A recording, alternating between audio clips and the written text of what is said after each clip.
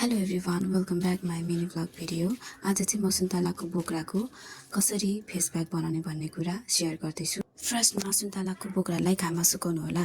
सुकिसकेको सुन्तलाको बोक्रालाई मिक्सचरमा मजाले मिक्स गर्नुहोला, मसिनो बनाउनु होला। सुन्तलाको बोक्राले चाहिँ हाम्रो फेसमा भएको पिगमेन्टेसन्स डार्क स्पट्सलाई चाहिँ बिस्तारै रिमुभ गर्न मद्दत गर्दछ। हजुरहरूले यो फेस प्याक हप्ताको 2 चोटि युज गर्न सक्नुहुनेछ। सुन्तलाको बोक्रामा भिटामिन सी हुनाले यसले हाम्रो स्किनलाई ब्राइट गर्न पनि एकदमै हेल्पफुल गर्छ। त्यसैले यो फेस प्याक एकदमै युजफुल हुने गर्दछ।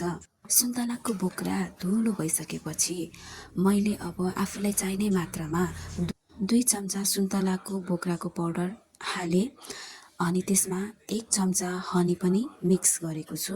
हनी पनि स्किनको लागि एकदमै राम्रो हुन्छ। यसको साथसाथै मैले हाफ लेमन पनि एड गरेको छु। हजुरहरूले पनि हजुरलाई चाहिने मात्रामा लेमन एड गर्न सक्नुहुनेछ। थोरै मैले बेसार पनि एड गरेको छु। हजुरहरूसँग गुलाब जल छ भने 1 चम्चा गुलाब जल पनि एड गरिदिनु होला।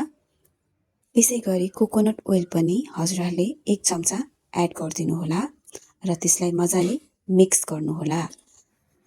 मैले अझै अलिकति लेमन पनि एक्स्ट्रा एड गरेको छु। अलिकति नपुगेर हजुरहरूले पनि यसरी एड गर्न सक्नुहुनेछ।